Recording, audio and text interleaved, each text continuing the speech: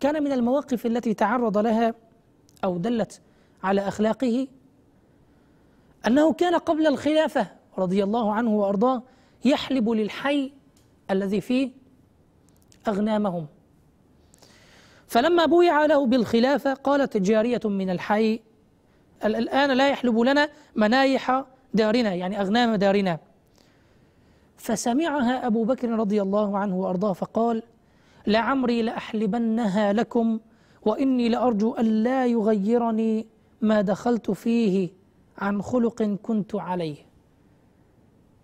وظل رضي الله عنه وأرضاه يحلب لهم أغنامهم مدة 6 أشهر في ذلك الوقت في هذا المكان في السنح، إلى أن انتقل ونزل إلى المدينة المنورة رضي الله عنه وأرضاه.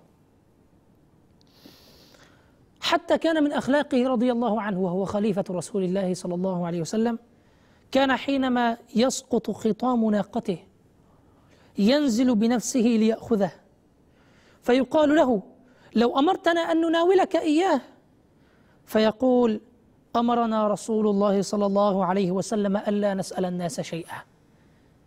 هذه كانت أخلاق سيدنا الصديق رضي الله عنه وأرضاه.